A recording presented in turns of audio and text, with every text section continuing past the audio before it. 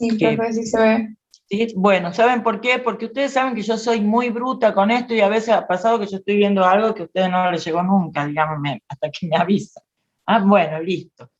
Miren, este tema es un tema muy corto. Y aparte de ser un tema muy corto, es un tema sobre las que algunas cosas preguntamos y algunas cosas no preguntamos, como en toda la materia. En toda la materia, este criterio que es muy anterior incluso al que, a cuando yo empezaba a trabajar en esta universidad. Entonces, en esta unidad de termodinámica, particularmente aplicado a las reacciones químicas y a los procesos químicos, nosotros tenemos que ver las leyes de la termodinámica, que ustedes ya las conocen, lo que es una ecuación termoquímica, o sea, cómo se escribe o cómo se lee o cómo se plantea una ecuación que está manifestando además cómo es el intercambio de energía con el entorno en esa reacción química que se está produciendo. Y bueno, hay cosas sencillas acá, porque yo creo que estas cosas ustedes ya la vieron, y que hay términos, como son alumnos de segundo año, o sea que física ya han tenido, que hay términos que a ustedes les van a resultar muy, muy sencillos. Acá yo tengo siempre esta misma diapositiva, que lo que quiere mostrar, ¿no es cierto?, es cómo la termoquímica o la termodinámica química, que es lo mismo, ¿no es cierto?, se pone de manifiesto no solo en una reacción química en el laboratorio, en la obtención industrial de algo, en un mecanismo para hacer una extracción de algún producto, de otro, a partir de otro, bueno, donde uno puede ver si hay calor, si no hay calor, si se desarrolla calor, por ejemplo, podemos ver si hay reacciones que emiten algún tipo de radiación especial, si hay reacciones que se colorean, y eso permite que uno lea la intensidad de color en algún espectrofotómetro y hacer un cálculo, o sea, eso, digamos, ustedes lo pueden ver en tareas del laboratorio que seguramente la han visto, seguramente la han visto. Entonces, el hombrecito que a mí me ha parecido simpático, para mí es Don Cachito. Don Cachito que está en esta fotito que le saco al Google, digamos, lo que está haciendo son dos cosas. Primero, que está corriendo, ¿sí? Y segundo, que está comiendo una banana mientras está corriendo. Entonces, ¿qué es lo que está ocurriendo acá? Porque, a ver, y antes de empezar con Don Cachito, si hay un tema que pone de manifiesto el objeto de estudio de la química, es la termodinámica. Porque la termodinámica es la que nos explica, ¿no es cierto?, mediante cálculos, mediante una serie de cositas sencillas, qué relación hay entre la materia y la energía, que es el objeto de estudio de la química. O sea, las transformaciones de la materia y la energía, eso estudia la química. Y la termoquímica es quizá el área dentro de la química básica que mejor se vincula con lo que es el objeto de estudio de esta materia. Entonces, Don Cachito está corriendo. O sea, si está corriendo, quiere decir que él posee cierta energía de movimiento, que es lo que nosotros llamamos esa energía cinética. Esto, digamos, esta energía cinética, esta energía de movimiento, ¿cómo se la puede hacer? Digamos, ¿cómo se la puede hacer? A partir de la combustión ¿no es cierto?, de todos los alimentos que ha ingerido el tal cachito.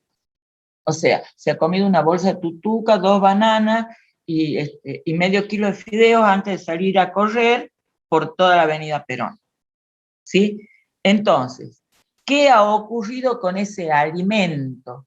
Lo que ha ocurrido con ese alimento, ¿no es cierto?, que está compuesto de moléculas orgánicas y algunas inorgánicas, que en general las moléculas orgánicas son macromoléculas, son moléculas que tienen un elevadísimo peso molecular, que tienen cientos de miles de unidades de átomos de carbono, de oxígeno, de hidrógeno y en menor cantidad nitrógeno, fósforo y azufre.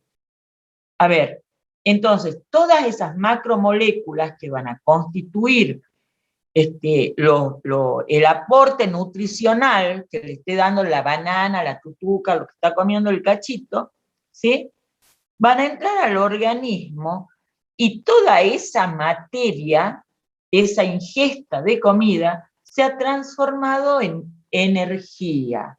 O sea, de esas grandes moléculas en ese organismo se han ido formando moléculas muy pequeñitas. ¿Para qué? Para que se produzca una cosa que se llama ATP, que es energía metabólica, ¿no es cierto? Y se libera dióxido de carbono, agua y calor. Todo esto nosotros lo conocemos. Porque el ejemplo que corre, que es poco feliz para un ingeniero en sistemas, pero sí puede entender que el cachito que está corriendo va a transpirar, sí, cuando transpira, ¿qué elimina? Elimina agua y sales, ¿no es cierto? Y aparte, aumenta su ritmo respiratorio por la actividad física.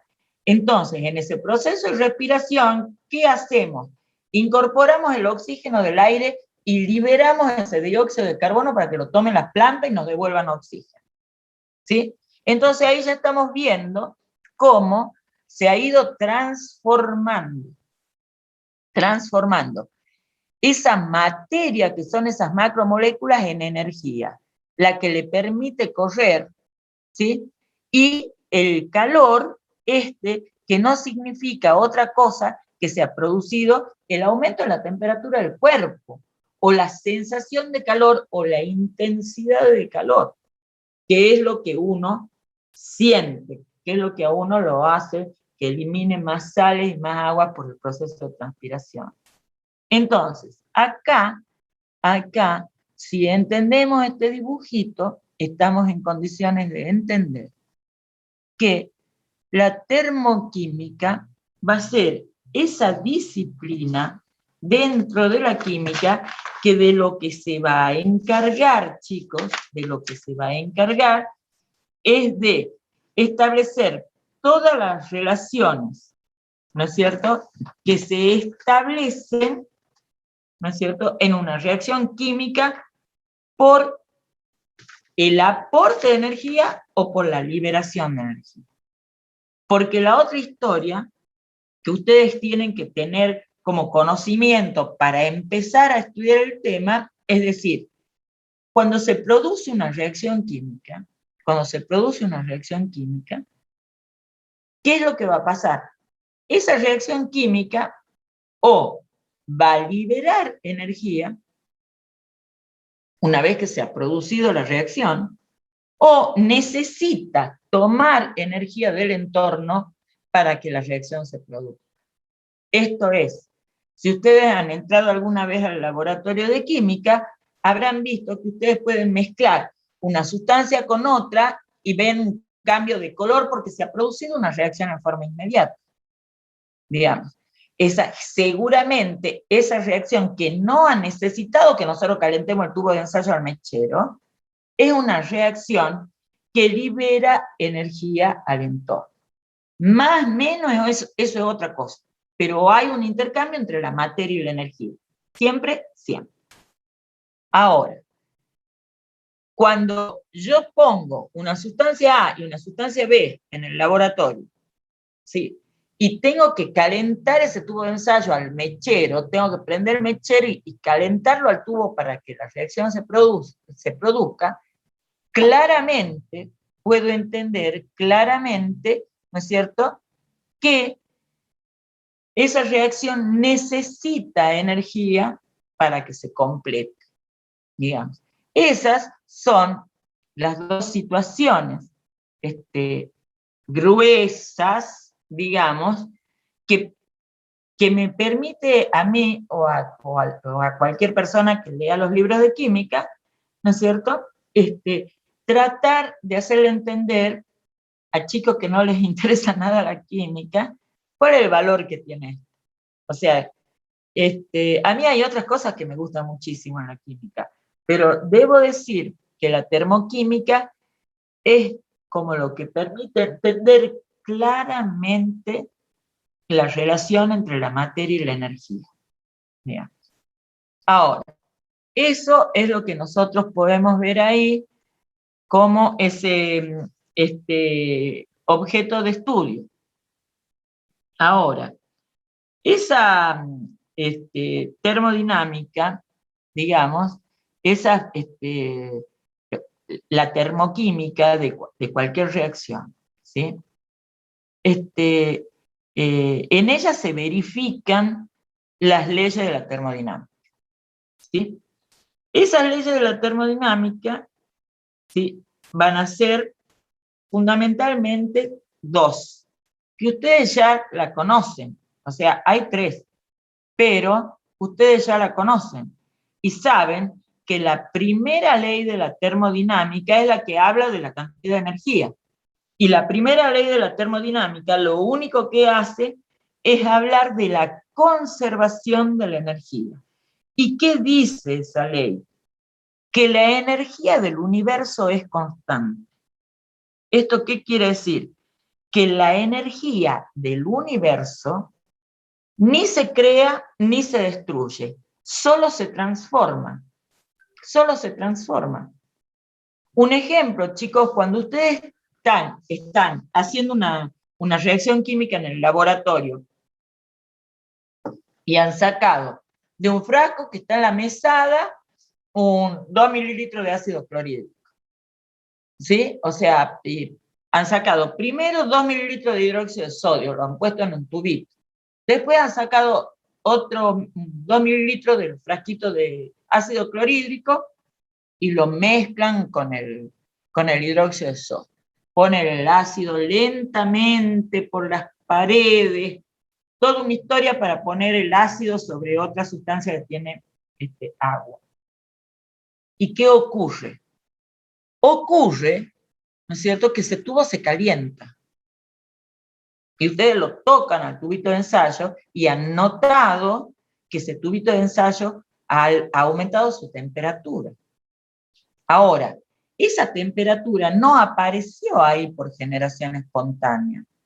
Esa temperatura, ese calor, esa energía como calor, que nosotros la medimos con un termómetro, por decir, ¿sí?, con una bomba calorimétrica, o sea, hay muchas cosas de medir la intensidad de calor en una reacción.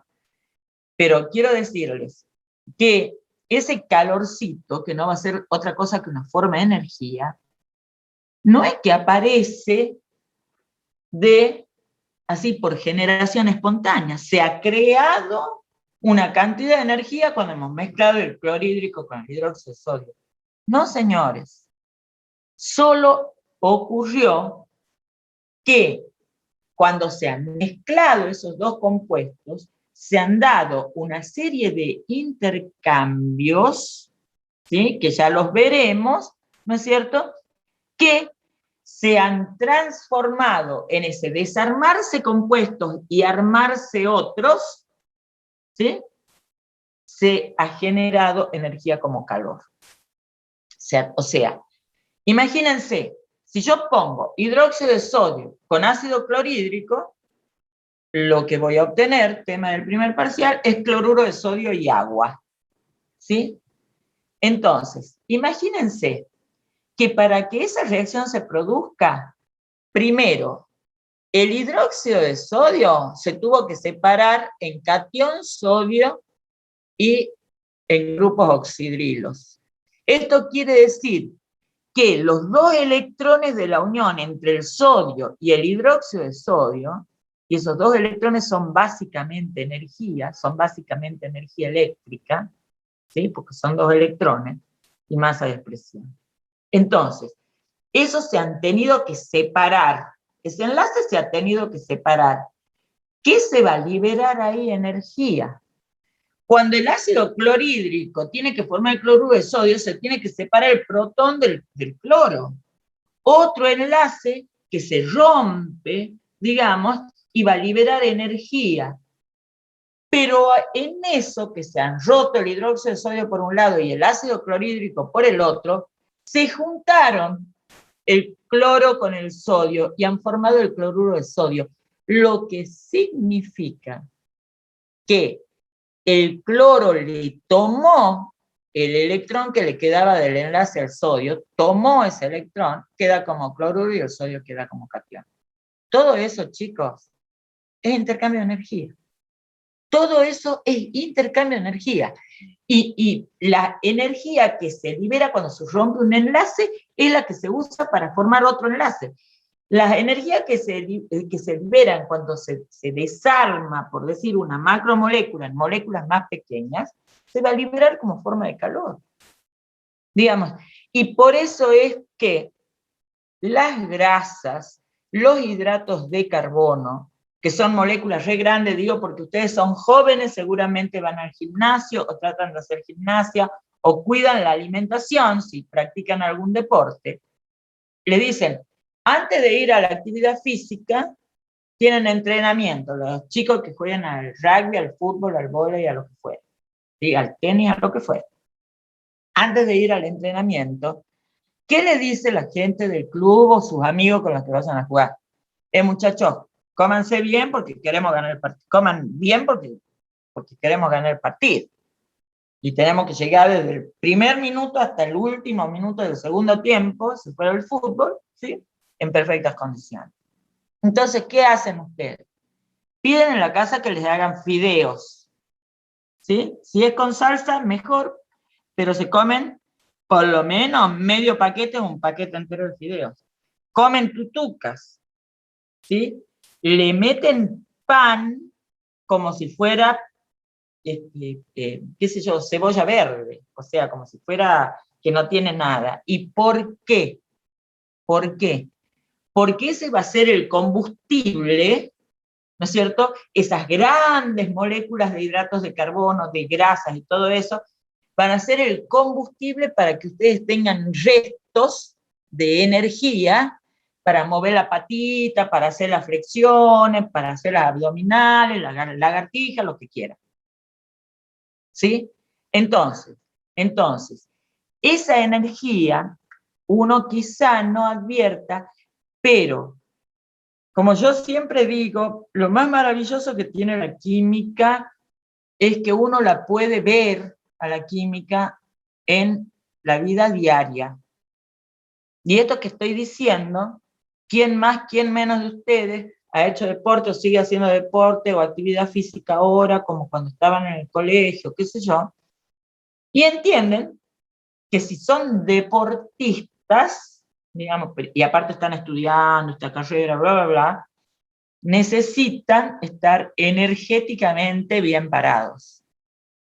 ¿Sí? Y si ustedes van a tener una intensa actividad física, no tienen que comer chocolate. El chocolate les va a dar la sensación de energía o de calor. Los que le va a dar la energía metabólica, en serio, van a ser los hidratos de carbono. O sea, si ustedes tienen que correr una maratón, ¿sí? No tienen que comer 10.000 kilos de maní, y de maní con chocolate, que tienen muchas grasas, que les van a dar mucha energía, pero cuesta que se degraden.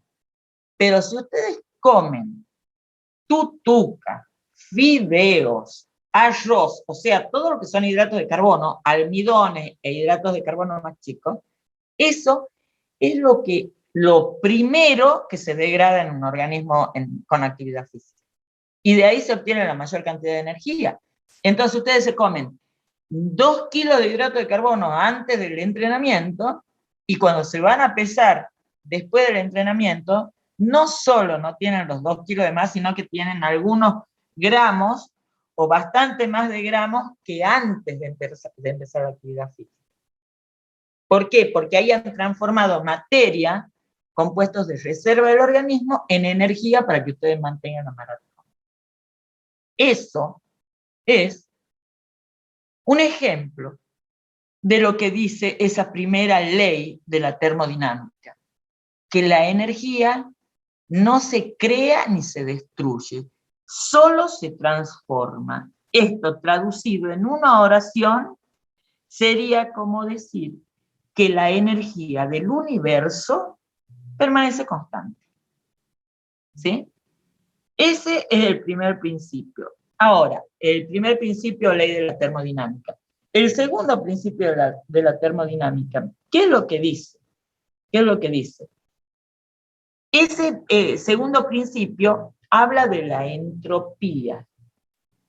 Habiliten sus micrófonos y me dicen, por favor, si ustedes se acuerdan de lo que es la entropía. Si han escuchado hablar de la entropía y si han estudiado algo de la entropía cuando han estudiado física. Voy a esperar que me contesten.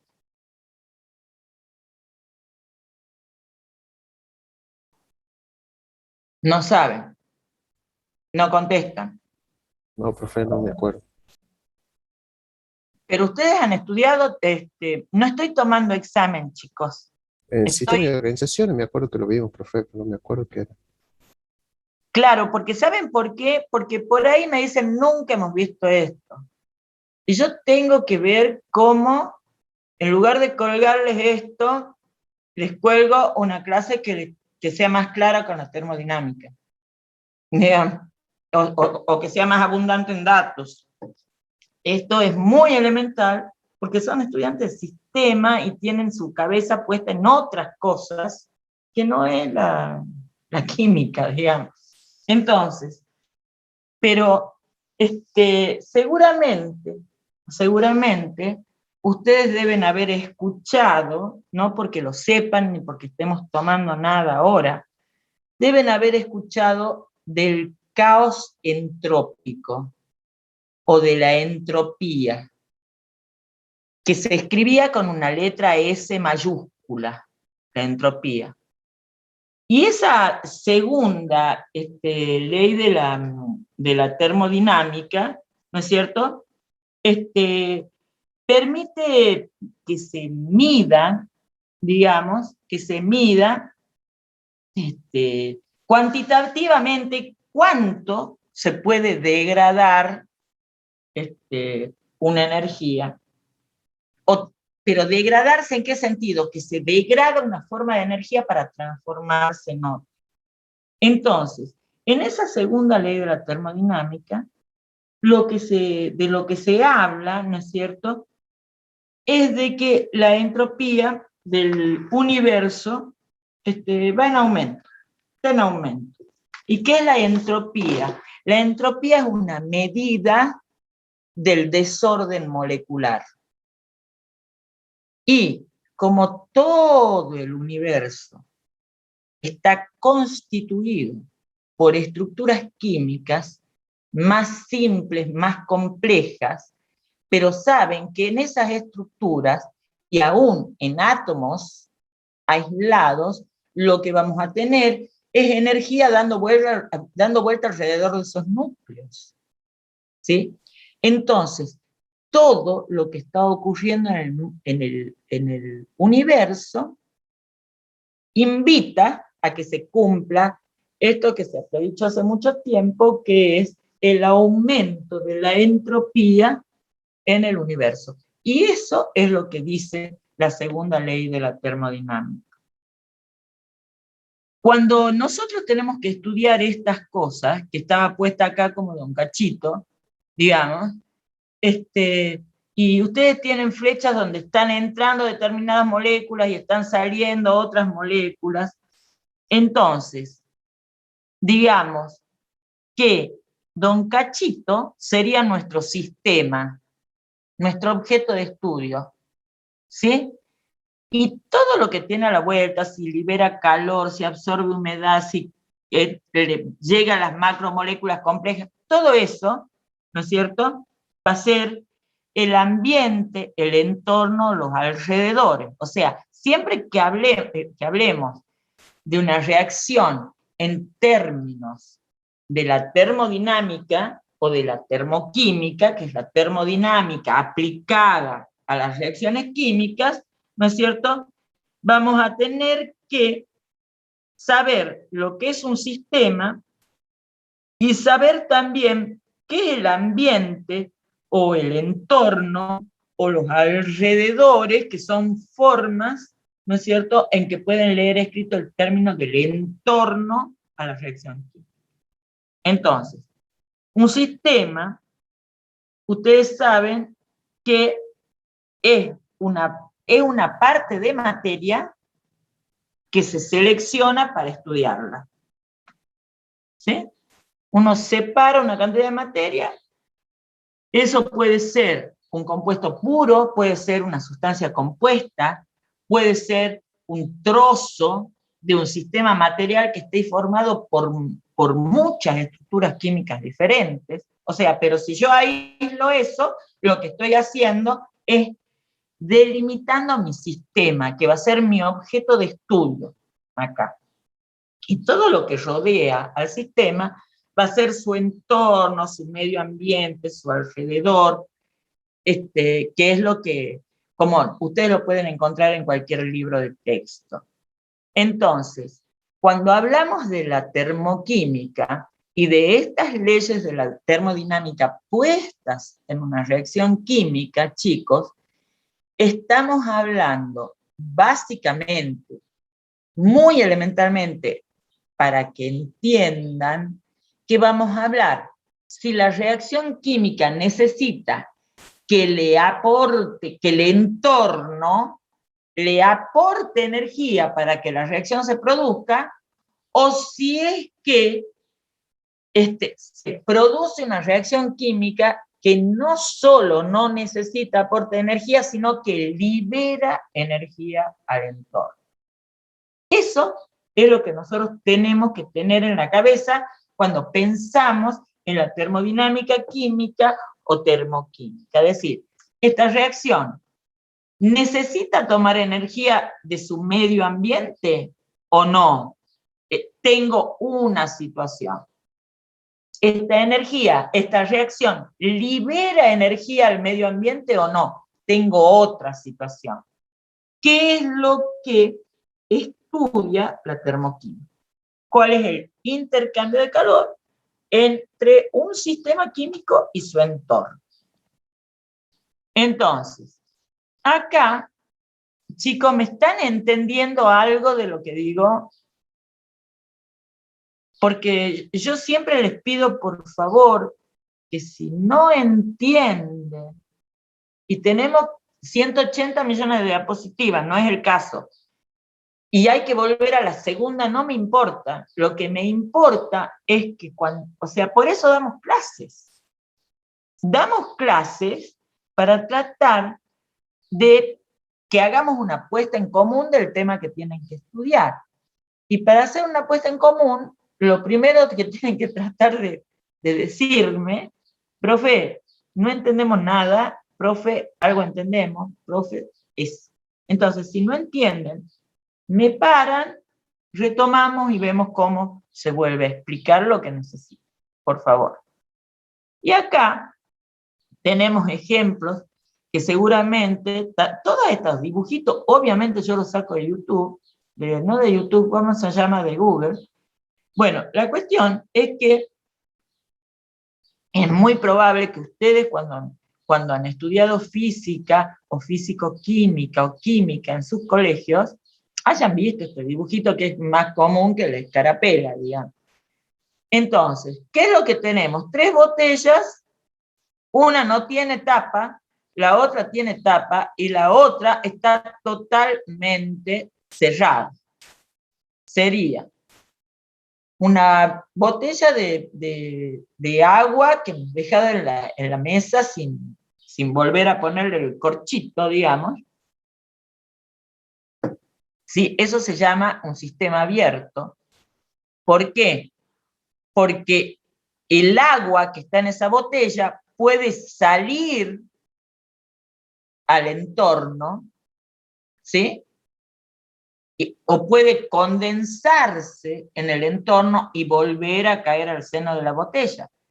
Entonces, en eso de que el agua en este sistema abierto, o sea, donde el objeto de estudio que sería el agua que está en la botella, el sistema sería la botella que la contiene, digamos, y el entorno es todo el aire que está alrededor de la mesa, esa donde tenemos la botella abierta.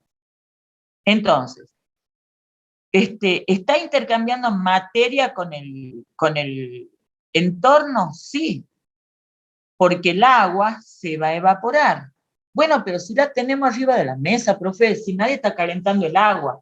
No, pero ustedes pueden dejar un balde con agua, no lo hagan por el tema del dengue, pero ustedes pueden dejar un balde con un poco de agua en el jardín de su casa, en el fondo de su casa o al aire libre, en cualquier lugar, y a los 2 días van y ese balde que tenía un poco de agua ya no tiene agua. Y el agua no ha desaparecido. El agua ha ido pasando al estado de vapor. ¿Cuál es la diferencia entre calentar el agua que estaba en el balde o no para que pase al estado de vapor? El tiempo que tardan esas moléculas que están en el seno del líquido de pasar al estado de vapor. ¿Sí?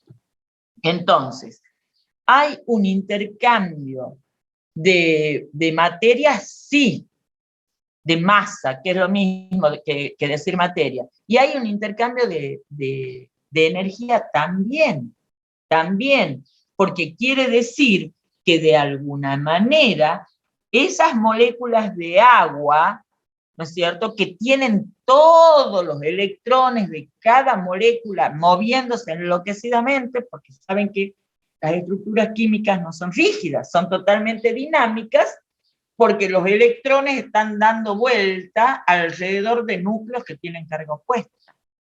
Entonces, todo el tiempo están enloquecidos esos atomitos, ¿sí?, moviéndose para todos lados. Y es energía lo que está circulando. Entonces, ¿hay un intercambio entre la materia y la energía en el sistema abierto? Sí. Y eso define un sistema abierto. Es un sistema en el cual hay intercambio de materia y energía con el entorno o con el ambiente. ¿Sí? ¿Cuál es el sistema cerrado? Es cuando nosotros tenemos la botella de Coca-Cola y abrimos la botella de Coca-Cola, chicos, y sentimos el psh, ¿sí? Y lo que está pasando es que se está yendo algo del gas de esa bebida, ¿sí? Entonces, mientras la botella está cerrada, la botella de coca está cerrada, ¿sí? Conserva totalmente y perfectamente el gas, ¿sí? Abrimos la botella y algo del gas se pierde. Primera situación, está intercambiando materia con el ambiente. Sí, señor, está intercambiando materia porque están saliendo las moléculas de dióxido de carbono, de ese gas, hacia afuera. ¿Sí? Y está intercambiando energía, eso en el sistema abierto. En el sistema cerrado, lo que les quiero decir, que mientras está cerrada la Coca-Cola, digamos, lo que ocurre es que no hay intercambio de materia. Pero yo la saqué del freezer a la coca, o la saqué del lugar más frío de la heladera. No estaba frizada porque tenía gas. Entonces, la dejamos, nos entusiasmamos con la Play, ¿sí? Cuando queremos servirnos la coca, ya está caliente, ¿sí? Ese es el mejor y práctico ejemplo, digamos, de que en un sistema cerrado hay intercambio de energía, pero no de masa. La botella de Coca-Cola. ¿Sí? Y el termo que yo estoy usando para tomar mis mates es un sistema aislado. ¿Por qué? Porque no hay intercambio de materia ni de energía. Si yo tengo el agua en el termo perfectamente cerrado, ¿sí? ¿Qué va a pasar? ¿Se enfría el agua del termo como se calentaba la gaseosa que la sacaba de la heladera? No, conserva la temperatura del agua, ¿sí? Entonces, conserva la cantidad de calor que tiene. Por lo tanto, no hay intercambio de energía con el entorno. ¿Sí? ¿Por qué? Porque tiene esto que lo está aislando, digamos, la botellita del termo. ¿Sí? ¿Y hay intercambio de materia? No, no se nos evapora el agua que está en el termo. Digamos. Eso son ejemplos muy sencillos, porque en todo caso, chicos, para ustedes es muy importante lo conceptual. Yo siempre, desde el día 1, digo que para entender cualquier proceso químico, estas cosas que son básicas, que seguramente ustedes las saben, y si no las saben, están en perfectas condiciones, sin haber pisado la universidad, ¿no es cierto?, de explicar qué pasa con una botella abierta, con una botella cerrada o con un termo, como que es algo común y que uno, quien más, quien menos, tiene un termo en su casa, ¿sí? Ahora, el intercambio de energía en la termodinámica y en la termodinámica química, ¿no es cierto?, va a estar dado por el intercambio de calor que es capaz de producir trabajo, ¿sí? Y acá tienen una caldera, ¿no es cierto? O sea, ahí hay agua en la caldera, acá tienen el hornito que está calentando el agua pasa al estado de vapor, entra, ¿no es cierto?, a un cilindro que tiene un pistón, ¿sí? Entonces, el pistón empuja, comprime ahora ese vapor, que no es otra cosa que gas, digamos, es agua en estado gaseoso, ¿no es cierto? Y va a salir, algo del agua se puede recuperar y algo de agua, ¿sí?, se va a salir de ahí, digamos. O yo estoy haciendo entrar agua que está refrigerada, digamos, para que no le pase nada a la tubería y se caliente con el calor del horno. ¿Qué ha hecho este pistón? Digamos, que ese cilindro que está unido, ese pistón es todo esto, ¿sí?, que está empujando, ¿sí? Entonces, ¿cómo empuja? Porque esta rueda se mueve, ¿no es cierto? Esta rueda se mueve y es la que empuja el pistón. Así se movían las ruedas de los trenes cuando los trenes se cargaban con leña, y a partir de ahí, ¿sí?, esa energía se transformaba en trabajo, o sea, fuerza por distancia, que movía la rueda del tren. Entonces, eso es básicamente un ejemplo de lo que es el intercambio de energía en la termodinámica. Y acá tenemos otro ejemplo, donde yo acá tengo un gas, ¿sí?, le pongo un pistón o una tapa y le pongo un peso. ¿Qué le va a pasar a eso? Esta masa, ¿sí? Que el gas está comprimido ahí, está comprimido, está ocupando menor volumen. Ahora yo levanto esa pesa, levanto ese pistón, ¿y qué le va a pasar al gas? Se va a dilatar el gas. Se va a dilatar el gas, ¿no es cierto? Se va a expandir el gas, ¿sí? Y el volumen va a ser otro. Entonces, es fácil ver, ¿no es cierto?, que acá el trabajo ya no es para que se mueva la ruedita del tren, sino el trabajo, esta fuerza por el desplazamiento, ¿sí? Va a ser en un sistema químico, en un sistema absolutamente químico.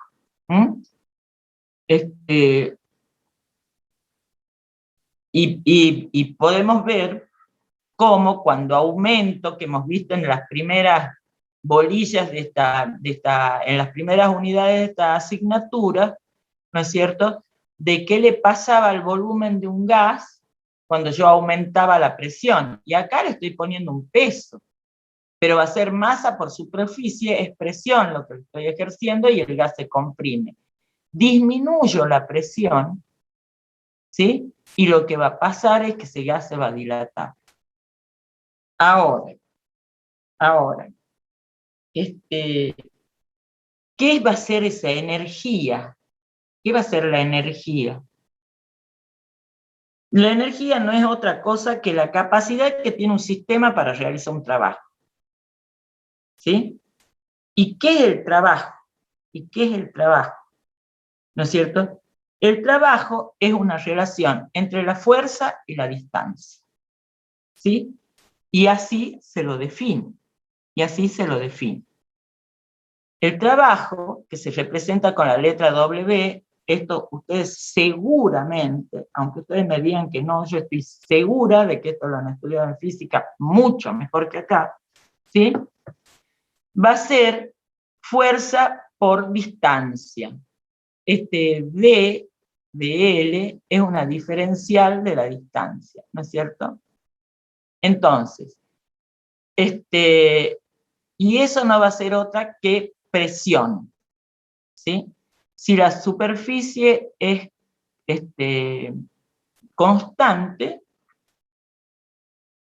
¿no es cierto?, el trabajo se lo puede expresar como fuerza por la variación de volumen, que era lo que nosotros teníamos acá, cuando estamos hablando de un sistema gaseoso. Y según cómo sea el proceso, o sea, si el proceso es isobárico, esto quiere decir a presión constante, isotérmico, esto quiere decir a temperatura constante, o isocórico, que es a volumen constante, va a ser, ¿no es cierto?, las características de este trabajo. Cuando el proceso es a presión constante, ¿sí?, la fuerza esta que está acá, ¿sí?, va a ser esa presión. Y esta diferencial de distancia va a ser el volumen final menos el volumen inicial. ¿Sí? Entonces, y así se define trabajo en un proceso isobárico. En un proceso isotérmico, ustedes en la clase a esto lo tienen desarrollado solo para que entiendan cómo se llega a esto, digamos. Pero estas son las cosas que básicamente ustedes tienen que aplicar, ¿no es cierto?, a la hora que uno les plantea un problemita de esto. Cuando el proceso es isotérmico, ¿sí?, ¿qué es lo que vamos a tener? N por E por T viene de que P por B igual a N por R por T, ¿sí? A la ecuación de estado de un gas, ¿sí? Y esto va a ser el número de moles del gas, la constante universal de los gases, la temperatura en valores absolutos, en temperatura absoluta en grados Kelvin, por el logaritmo neperiano del volumen inicial sobre el volumen final. Porque acá la temperatura se mantiene constante y para que este trabajo se mantenga, ¿no es cierto?, lo que varía va a ser el volumen.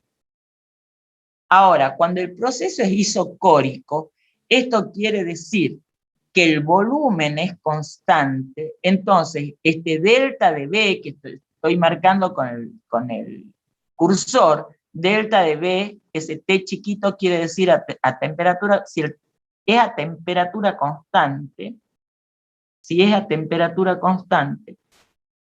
lo que va a pasar es que no hay variación de volumen. Delta de B no existe. ¿Sí? ¿Por qué? Porque el volumen inicial es igual que el volumen final. Entonces, este delta de B se hace cero, por lo tanto, el trabajo es cero. Entonces, en un proceso isocórico, en un proceso termodinámico a volumen constante, no hay trabajo. El trabajo es cero. Eso ustedes lo tienen puesto también desarrollado en el texto de la clase que les estoy dando y que yo les cuelgo ahora cuando terminemos la clase y hago como siempre que les mando todo esto al WhatsApp por cualquier cosa, digamos. Entonces, estos cálculos, la fuerza por la distancia, ¿sí? Donde acá tengo un volumen inicial, ¿sí? Y acá tengo un volumen final. Esto es la distancia que recorre el émbolo para comprimirlo y llegar hasta este volumen final, que claramente este volumen final es menor que este volumen inicial. ¿Sí? Entonces, cuando vean esta fórmula, que no quiero repetir porque es lo mismo que nosotros venimos diciendo, ¿sí? ¿Cuál es el concepto? Que cuando el trabajo, ¿sí?, es mayor que cero, el sistema es el que recibe el trabajo. El sistema es el que ha cambiado su relación de fuerza por distancia, digamos. Cuando el trabajo es menor que cero, quiere decir que es el sistema el que realiza el trabajo, ¿sí? O sea,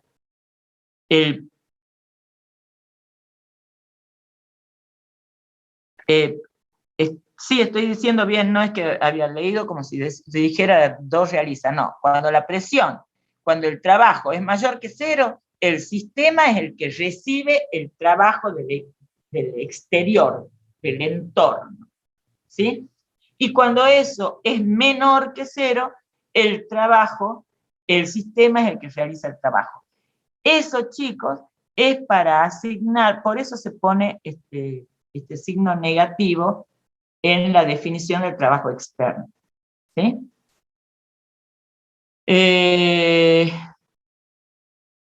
¿Cuáles son las formas de energía? Y acá tienen solo las fórmulas que también ustedes la deben haber visto en física. Algunas de las formas de energía es la energía cinética o energía de movimiento, que es la mitad de la masa por el cuadrado de la velocidad del sistema. La energía potencial es como una energía de posición, o sea, si yo largo una gota de agua, ¿sí?, o un vaso de agua, el contenido de agua que tiene un vaso, desde mi escritorio hasta el piso, va a recorrer una determinada altura y esa energía potencial no va a ser otra cosa que la masa del agua que tengo por la aceleración de la gravedad y por la altura, ¿sí?, del escritorio hasta el piso. Pero si en lugar de largar el contenido de ese vaso desde mi escritorio, lo largo al contenido desde el balcón de la planta alta de mi casa, ¿sí?, esta energía potencial varía, porque esta altura es diferente. La masa va a ser igual, la aceleración de la gravedad va a ser igual, lo único que va a cambiar es esta h, que es la altura.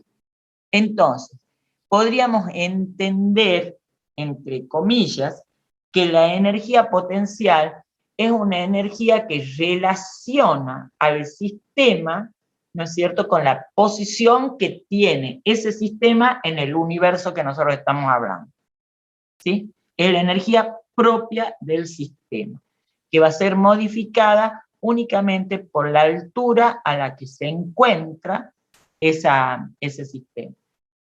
De la energía radiante o la energía solar, ustedes sí entienden. Y entienden porque quién más, quién menos, estuvo en la Pero Pincho, se fue a Playa del Carmen o a Cancún, o a la costa atlántica, han dicho, yo tengo que volver a Tucumán hecho un bizcocho, entonces yo quiero que todo el mundo se dé cuenta que yo he estado tomando sol, y se produjeron una quemada terrible para quemarse rápido. O sea, ¿y por qué? ¿Y por qué? Por la radiación o energía radiante del sol, ¿sí?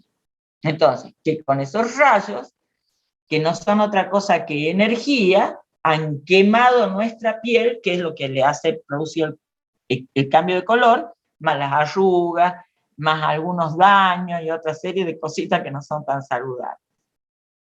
¿Cuál es la energía interna? Es la energía propia del sistema. Y esa energía interna, que se le expresa como delta de U, ¿sí? No va a ser otra cosa que la diferencia entre la cantidad de calor menos el trabajo.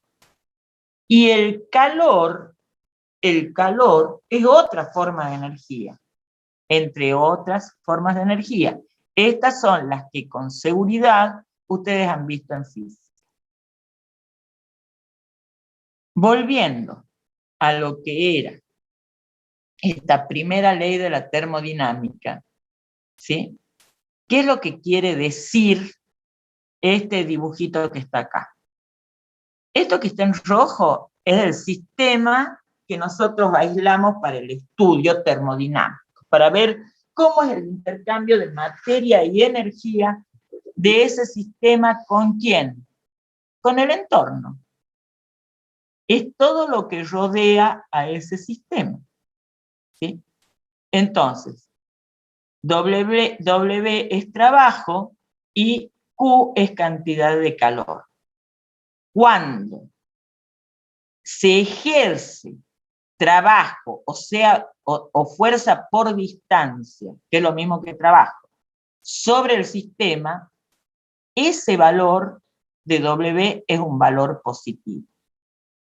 Cuando se está entregando una cantidad de calor al sistema, ese calor tiene un valor positivo.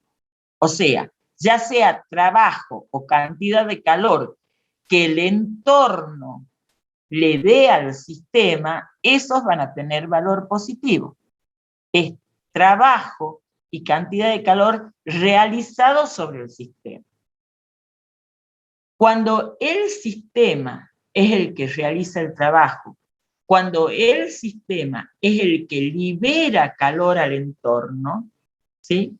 Entonces, ese trabajo y esa cantidad de calor tienen un valor negativo. ¿De dónde sale ese positivo y ese negativo? Es solo por convención. Si el sistema es el que realiza trabajo, ese trabajo le asignamos un signo menos. Ahora, cuando se ejerce trabajo sobre el sistema, ¿sí? Ese trabajo tiene un valor positivo. Eso es porque ustedes tienen eso también en el desarrollo teórico de la clase. Y aquí está, ¿no es cierto?, esto de la primera ley de la termodinámica, que es la que dice que la energía del universo permanece constante. Esto, si hablamos de energía interna, si hablamos de entalpía, ¿sí?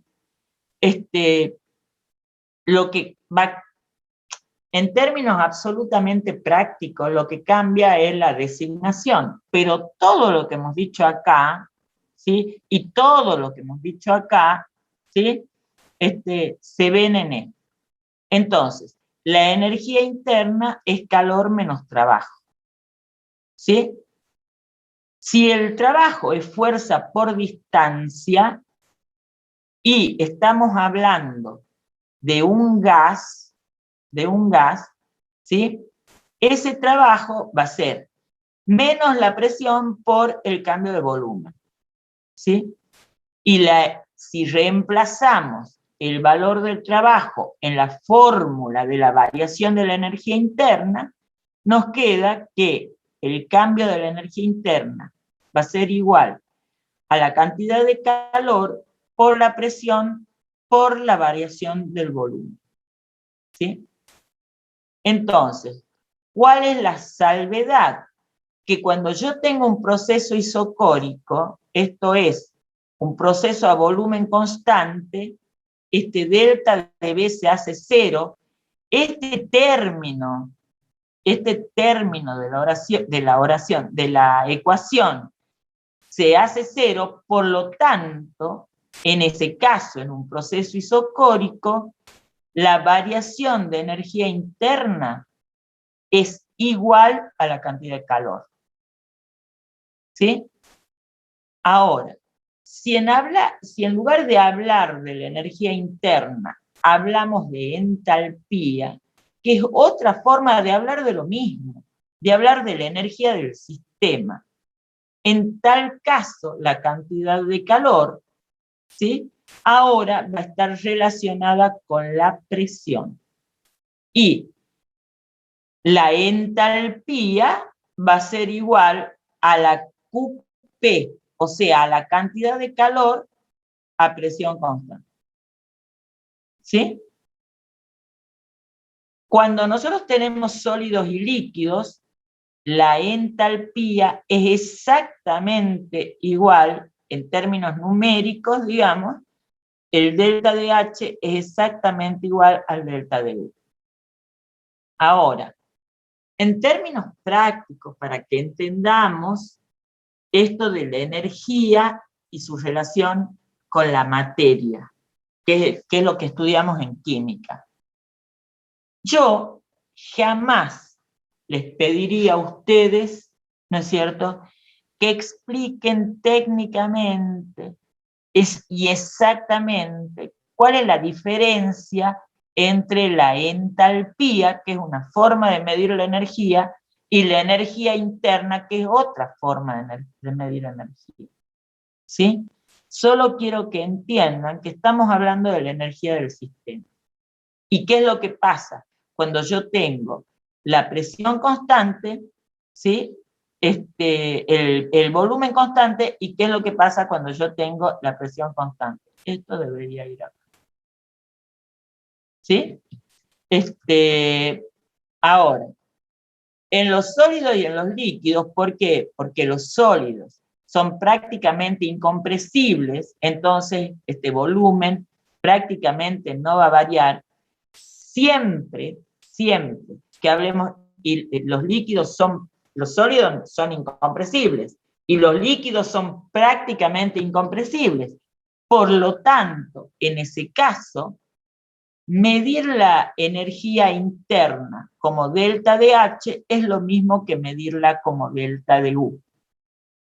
Esto, y para los gases, la entalpía va a ser la variación de la energía interna por la variación en el número de moles en una compresión o en una dilatación de un gas, por la constante universal de los gases y por la temperatura absoluta.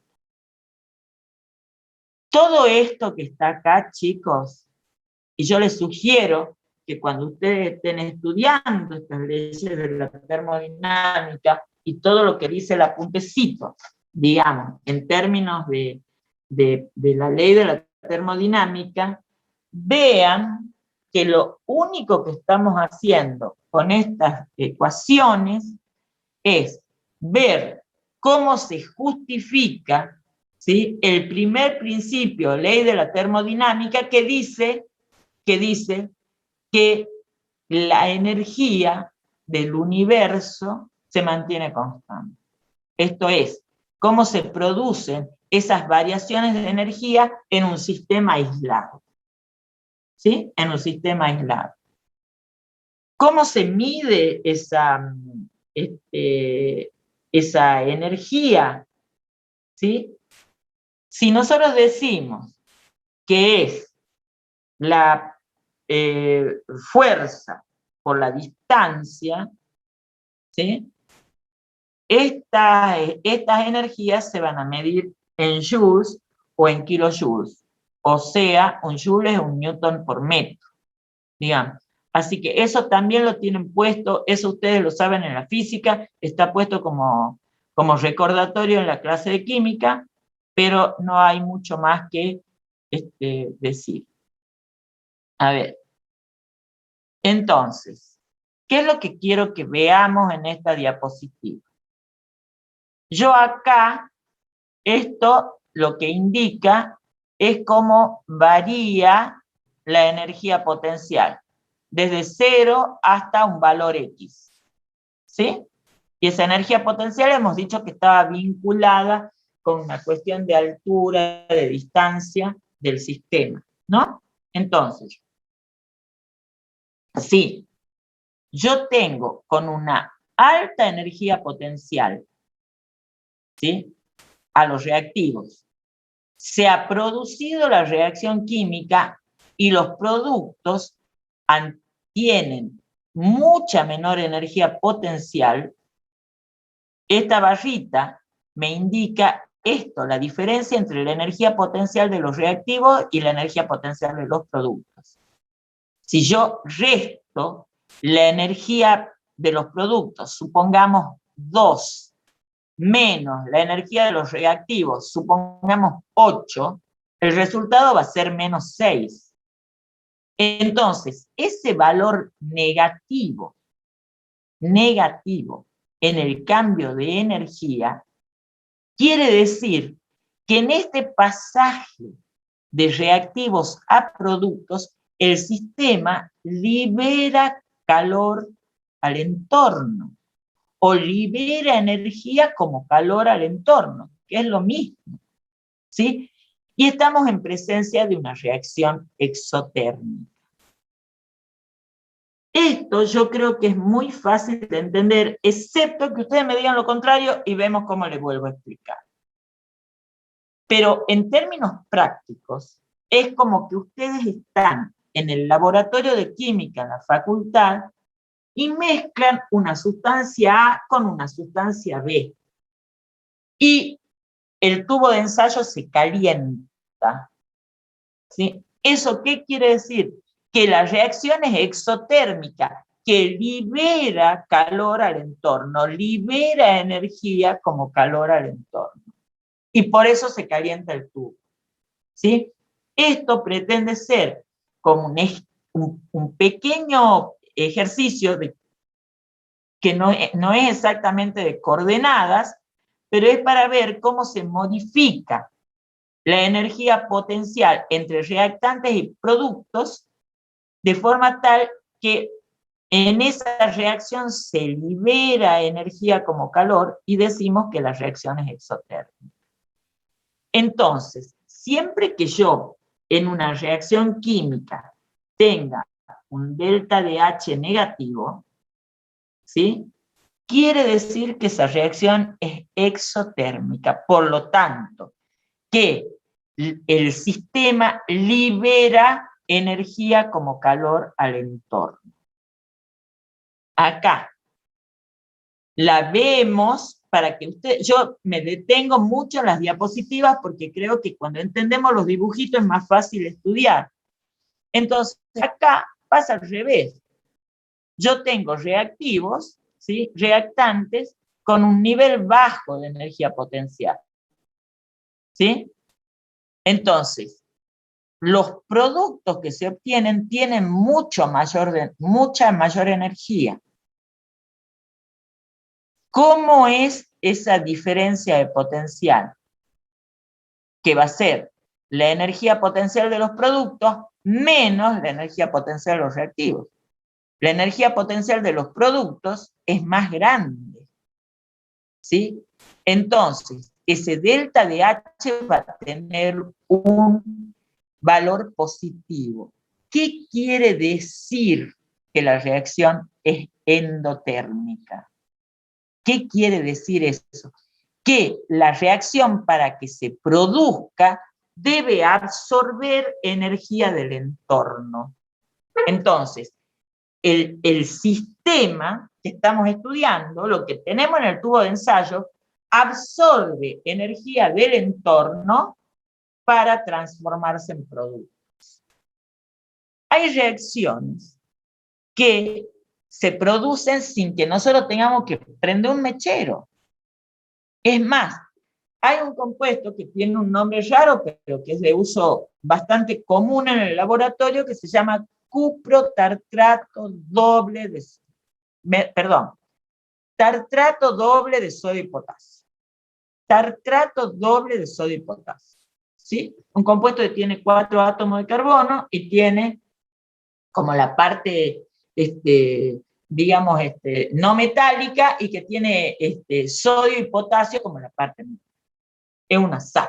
Son unos cristalitos que como si fueran granos de azúcar, pero más grandes, del tamaño de unas lentejas, por decirlo, pero más cuadraditos. Así. Bueno, cuando yo disuelvo, o sea, pongo unos cristales del tartrato doble de sodio y potasio en un tubo de ensayo y le pongo agua del caño, ¿saben qué le va a pasar al tubo? Se empaña y se enfría. Lo toco al tubo y el tubo está frío, frío tanto que se ha empañado el vidrio del tubo de ensayo en toda la altura de la reacción. ¿Sí? Eso quiere decir que para que esa reacción se produzca, que si bien es una reacción espontánea, ¿sí? Ha tomado la energía del entorno, se ha disuelto esa sal y en ese proceso ha absorbido energía, si no, no se disuelve. Ahora, si yo, en lugar de tener eso, tengo cualquier otro compuesto o muchos otros, ¿sí? Donde para que la reacción se produzca, tengo que calentarlo al tubo de ensayo. ¿Sí? Lo tengo que calentar, le tengo que dar energía, pero la energía propia, la energía interna del tartrato de sodio y potasio, por decirle como ejemplo, ¿sí? No está en otra sustancia. Entonces le tengo que dar energía, caliento el tubo, ¿sí? Para que la reacción se produzca. Entonces, eso es una reacción endotérmica. Es una reacción que necesita absorber energía del entorno para que se pueda producir. Entonces, esto que se llama ley de Hess, digamos, que cuando ustedes lean y cuando vean ejercicios que tienen, lo único que ustedes van a tener que hacer es aplicar esta formulita que está al final. Pero ¿de dónde viene? ¿Qué dice la ley de Hess, chicos? La ley de Hess dice que cuando la transformación de reactivos en productos de la reacción se hace en varias etapas o en más de una, ¿sí? El cambio de entalpía, el cambio de energía de la reacción total es la suma algebraica de todos los cambios entálpicos que se están produciendo. O sea, de todos los cambios de energía interna que se están produciendo. ¿Cómo se traduce esto y cómo lo vemos en este ejemplito que tienen acá? Acá tienen una flecha que nos indica que la energía aumenta hacia arriba. ¿Sí? Ahora, obviamente, en las reacciones que se producen naturalmente, con o sin intermediarios, ¿por qué se produce la reacción? ¿Por qué se puede producir una reacción en forma espontánea? Porque el nivel de energía de los productos va a ser menor que el nivel de energía de los reactivos. Porque cualquier sistema va a tratar de estar en su mínimo nivel de energía. ¿Por qué? Porque cuando tenga menor nivel de energía, ese producto que se obtiene es mucho más estable. Que el ejemplo que yo digo para que se entienda la energía y la estabilidad. Si yo me pongo a ver una película en Netflix mientras estoy haciendo gimnasia o estoy con la bicicleta fija de él, mirar la película, ¿sí? Probablemente yo no termino de ver la película, porque a los 10 minutos me declaro agotada. ¿Y por qué? Porque tengo mucha energía. Entonces, para terminar de ver la película, que va a ser mi reacción química, si yo me tiro en el sillón o me tiro en mi cama, ¿sí? Pongo Netflix y no le puedo decir, puedo ver 10 películas seguidas. ¿Por qué? Porque mi sistema, o sea, yo estoy en un mínimo nivel de energía. ¿Sí? Entonces, cualquier sistema en la química, ¿sí? Para que una reacción se produzca, quiere decir que el nivel de energía de los productos va a ser menor que el nivel de energía de los reactivos. ¿Por qué? Porque así va a ser más estable esa sustancia. Entonces, yo puedo tener 3 reactivos, 2 reactivos, 5 reactivos para que se produzca una reacción determinada. No importa la cantidad de reactivos. Pero lo que pasa es que a veces esa transformación no se produce en un solo paso de reactivos a productos, sino que primero los reactivos, con un cambio de entalpía 1, como está puesto acá, produce un intermediario. Intermediario A. Ese intermediario A se transforma en un intermediario B. Y eso a expensas de otro cambio de energía interna. Ese intermediario B se transforma en un intermediario C con otro cambio, porque son compuestos que se están reordenando. O sea, hay átomos que no se pierden, ¿sí? Ni se ganan, solo se van transformando en su disposición, ¿sí? Entonces, todo eso implica esos cambios entálpicos. Se forma el intermediario C y una vez que se ha formado el intermediario C, mediante otro costo energético, digamos, se va a transformar en productos. Entonces, el pasaje de los reactivos a los productos de la reacción se va a hacer con varios pasos intermedios.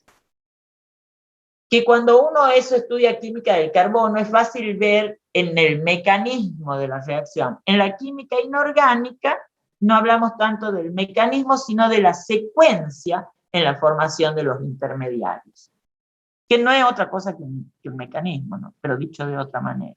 Entonces, ¿cuál va a ser el cambio total de energía que hay entre estos productos y los reactivos de los cuales partimos? La suma de los cambios entálpicos. Si esto va de menor a mayor, esto va a tener un valor negativo, de mayor a menor va a tener un valor positivo. O sea, ¿qué quiere decir la suma algebraica? Que si el delta de H me da menos 5, más 2, más menos 3, más, ¿qué es lo que puede pasar? Que esto vuelva a subir y vuelva a bajar.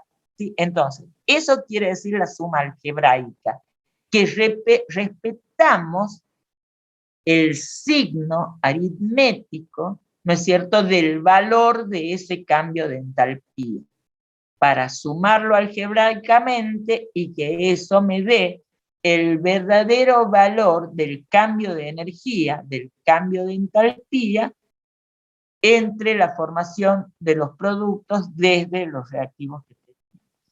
¿Me han entendido esto? Eso es todo lo que dice la ley de Hess.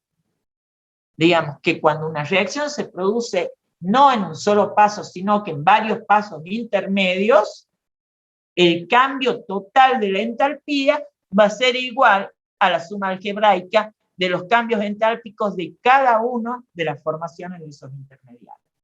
Eso es todo lo que dice. Ahora, a ver, esto, ¿sí?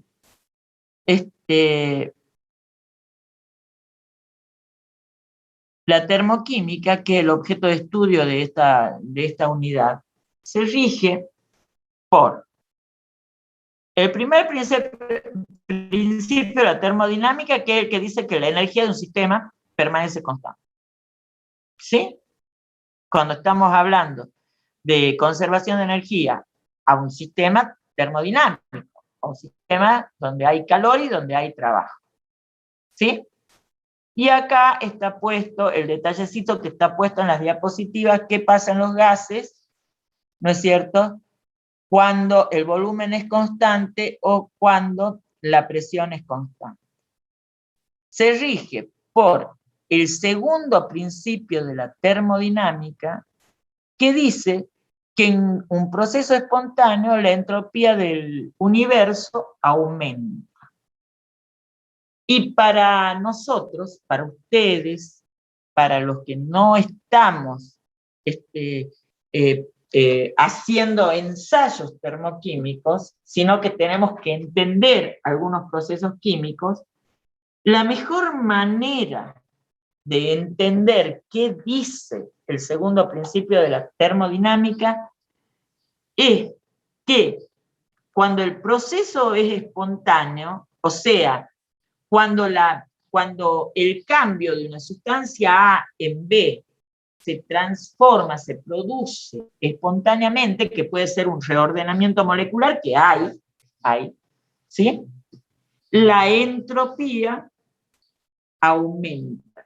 ¿Cuál entropía aumenta? La entropía total del universo, ¿sí?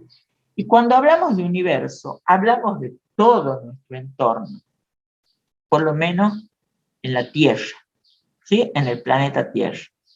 Por eso es muy común que cuando ustedes se ponen a leer física y quieren terminar de entender la entropía, ¿sí?, a veces terminan hablando del caos entrópico y se les hace más bollo. Es el desorden molecular, es el desorden molecular. Es moléculas, estructuras de cualquier sistema material que se están desarmando y rearmando, desarmando y rearmando, desarmando y rearmando. Porque si bien esa medida del caos molecular, ¿sí?, no altera el principio de conservación de la energía. Va a aumentar el caos entrópico, pero en ese aumento de la entropía en el universo, ¿sí?, se sigue conservando que la energía del universo no se modifica. ¿Se entiende? Yo puedo tener mucha energía. Esa mucha energía puede venir de muchos sistemas tranqui, digamos. Pero yo puedo tener, y el sistema se va a mantener, pero yo puedo tener una reacción donde se producen grandes cambios energéticos, ¿sí?, pero la energía total se va a mantener. Y ese caos energético es el que explica, es el que expresa el segundo principio de la termodinámica, cuando dice que la entropía, el caos molecular, eso de armarse y desarmarse sustancias en el universo, está en aumento. ¿Sí? Y el tercer principio de la termodinámica es que dice que la entropía de cualquier sustancia, acá, chicos, no le he corregido y no le voy a corregir, creería. Es 0K, es 0 Kelvin. Quiere decir esto cuando leen en esto, tercer principio de la termodinámica, la entropía de cualquier sustancia a 0 grados Kelvin es 0, ¿sí?, si esa temperatura se mantiene constante. Y ahí la variación de entropía es cantidad de calor en temperatura. Si la presión se mantiene constante, la variación de entropía, ¿sí?, va a ser igual a la entalpía del sistema en la temperatura. ¿Qué me importa de todo esto? ¿Que todo eso me tengo que aprender, profesora? No. ¿Saben conceptualmente qué es lo que importa? Porque ya les voy a decir. Lo que importa es que ustedes sepan, ¿sí?, que a 0 grado absoluto, a 0 grado Kelvin, ¿no es cierto?, el cambio de entalpía va a mantener una relación entre calor y temperatura o entre energía interna y temperatura. ¿Sí? Es como si que la entropía sea cero, o sea, que no haya caos, que no haya movimiento eso quiere decir que no va a haber ni movimiento de electrones, ¿sí? Es solo si nosotros tuviéramos 0 grado Kelvin. Ahora, nunca se ha llegado a esa temperatura, todavía, en este universo, ¿sí? Por eso se evalúa matemáticamente y físicamente, pero ese valor todavía no se lo ha obtenido al cero absoluto. Eso es lo que nosotros tenemos que ver. A ver, ¿qué dice? Ahí estamos. A ver, chicos, vamos a terminar antes, porque ese es todo el tema. Pero antes de que nos vayamos así a ver qué almorzamos, o hacer lo que debamos hacer, quiero que me digan 2 cosas. Primero, si es que yo estoy confundida o no cuando digo que este tema ustedes lo deben haber visto en física. Por sí o por no, chicos, no estoy tomando examen. Eso a mí me da una pauta desde dónde estamos arrancando con la termodinámica, porque son alumnos de 2º año de ingeniería. ¿Han visto termodinámica en física?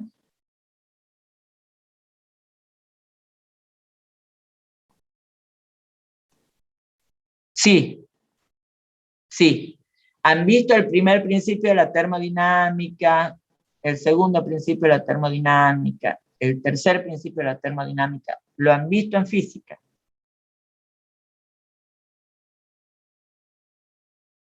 ¿Han visto algunos sí, otros no?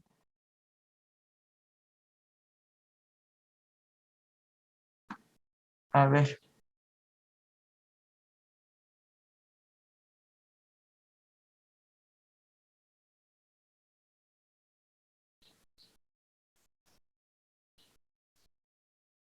Estoy esperando que me digan que han visto termodinámica, quiere decir que han visto toda la termodinámica. Porque ¿saben qué? Esto tiene mucho de física aplicada a una reacción química. Cómo calculamos esos cambios de energía en una reacción química. Pero los conceptos son físicos, son absolutamente de la física. Entonces, lo que yo quiero saber es si ustedes tienen ese antecedente, que ya sé, ahí Mateo me dice que sí, ¿sí? Que ya han visto estas cosas en física. Por lo tanto, chicos, seguramente de lo que ustedes han visto en física, esto no es ni el 10%. Y pensando en una reacción química. Y cuando digo pensando en una reacción química, digo pensando en estructuras que, por un lado, rompen enlaces para reorganizarse y formar nuevos enlaces de otro compuesto, que también me da una idea a mí de cómo es que la energía se conserva. La energía total se conserva. ¿Sí? Se va a liberar como calor, pero no se pierde, se libera como calor. Se absorbe calor para una reacción química, se absorbe. Se realiza en varios pasos a que tengamos un producto que es químicamente estable, sí, digamos. Pero en todo eso, como se están desarmando enlaces y reformulando enlaces nuevos, de lo que estamos hablando es de intercambio de energía en un sistema material. ¿Me entienden? Si ustedes lo toman con un poquito de cariño, vamos a, tendríamos que andar bien porque de acá nada se toma raro. Yo, ¿qué es lo que voy a pedirles, chicos? Ustedes ahora, yo les voy a mandar el tema de hoy, y el trabajo práctico o resolución de ejercicios del tema de hoy, y lo de enlace químico. Yo les pido por favor, que traten de hacer esos ejercicios. ¿Cómo? Entonces yo me tengo que poner a estudiar como si fuera el parcial, pero estoy cursando 20.000 materias. No, chicos.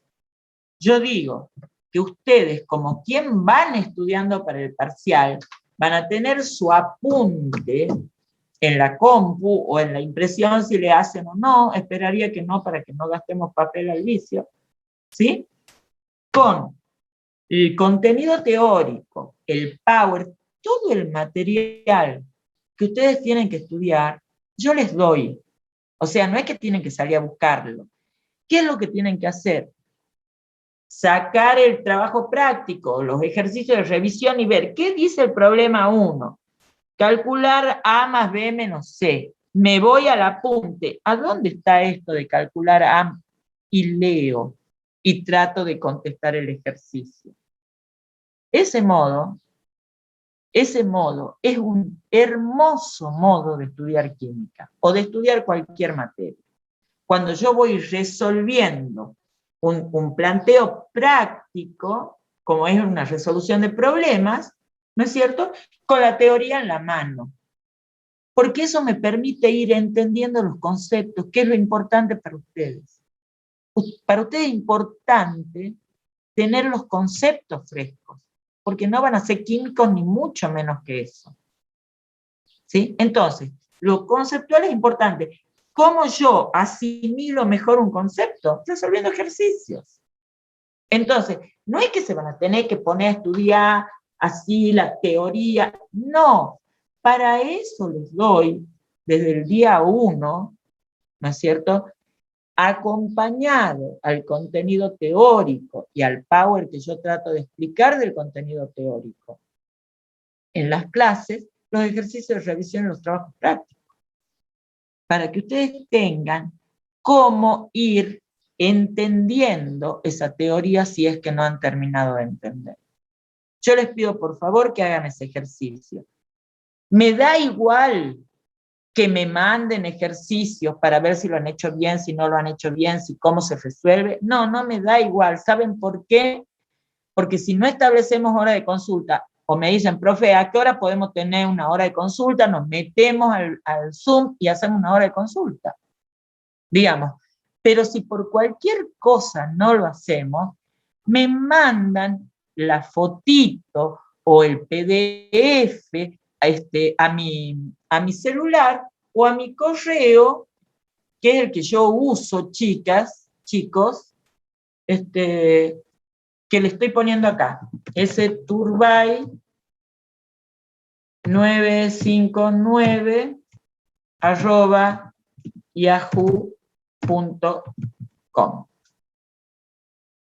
¿Sí?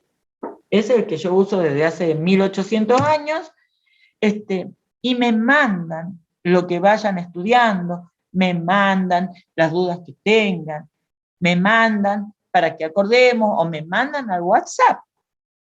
Digamos, lo que pasa es que a veces me parece que es más fácil, sobre todo por las memorias de los celulares, digamos, abrir el correo e incluso yo puedo archivarlo más fácil. Yo soy medio inútil con estas cosas, eso es lo que pasa.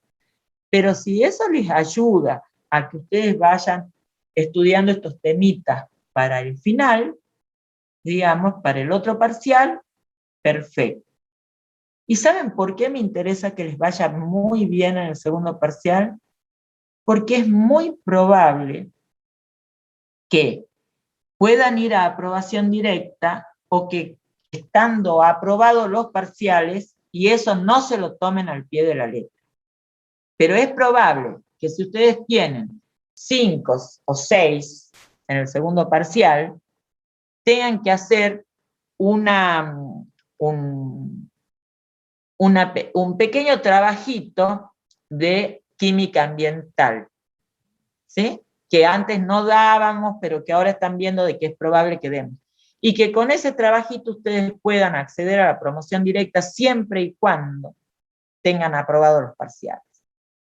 Entonces, si yo fuera ustedes, siempre trato de pelear por tener un 10 en el parcial. ¿Para qué? Para estar tranquilo.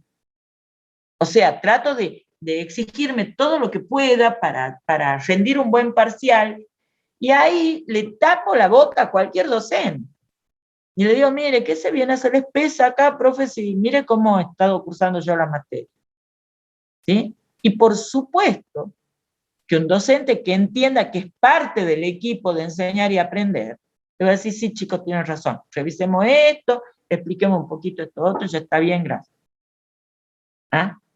Pero si le toca un docente que sea más matecito trancado que yo, digamos, que no creo, porque yo soy bastante mate trancado, pero supongamos, ¿ah? Entonces, ustedes le dicen, mire, pero este ha sido mi desempeño, así he ido tratando de resolver, usted me ha dicho que estaba bien, a ver, ¿cuál es la situación? Entonces, chicos, la mejor manera de llegar a buen puerto, y llegar a buen puerto no es sacarnos todas las materias de encima, porque ustedes no se van a terminar de dar cuenta cuando estén rindiendo su última materia. Pero ¿saben qué? A partir de su última materia, van a ser pocas las personas que puedan preguntarle cuál es tu promedio en la universidad. Porque cuando vayan a una prueba de admisión en una empresa, lo que le van a hacer resolución de situaciones problemáticas vinculadas con su carrera. No estoy hablando de la química. O sea, si la química todavía se mantiene en la estructura de su plan de estudio, a mí el Estado me paga para enseñarles química a ustedes, yo quiero que ustedes estudien química. Y quiero que aprendan la química que les doy. Porque el día después del último examen de la carrera, ustedes ya no son más estudiantes. Ustedes ya no tienen el changüí de decir, sí, mire, que no he tenido mucho tiempo. No, ya son profesionales. Y los buenos profesionales son los que han aprendido las disciplinas que han tenido en su carrera. La han aprendido, la han incorporado. Y eso es lo que yo pretendo de mis estudiantes. Eso es lo que yo pretendo. O sea, que cuando se reciban, sientan que les ha quedado un contenido que los habilita para rendir una prueba de admisión en alguna empresa. Y que los habilita para rendir en las mejores condiciones una prueba de admisión en una empresa. Porque ustedes se merecen eso. El esfuerzo de estudiar en estas condiciones, de continuar con la carrera, lo menos que se merecen todos los estudiantes es llegar tan a buen puerto que sean exitosos en una prueba de oposición para ingresar a un trabajo. Así que desde ese lugar les pido, porque yo hasta el cansancio voy a decir qué lugar ocupa la química en los conocimientos de mi ingeniero en sistemas. De 5.000 lugares, el 4.998. Pero forma parte, todavía forma parte de la carrera. Por eso, en lugar de no saber nada, traten de saber lo que se les enseña. ¿A ustedes les va a servir? A mí no, yo ya estoy en el camino de vuelta. Yo ya estoy en tiempo suplementario, estoy yo en la universidad ya. ¿Ah? Así que dicho esto, la consigna es que del tema del enlace químico, que no han hecho nada porque estaban con mesas y qué sé yo, traten de resolver los ejercicios. Pueden avanzar con esto para que tratemos de ponernos al día con estas dos unidades antes de seguir con la siguiente. ¿Ah? Para que vayamos con la seguridad de que todos los temas de la materia lo hemos visto. Preguntas.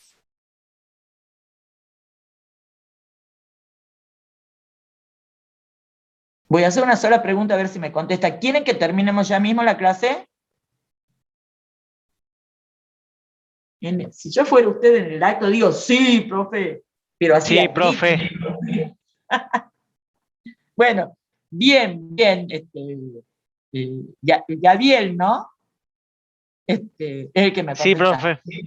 Miren, por Sharp, termino la clase. Gracias a él, termino la clase.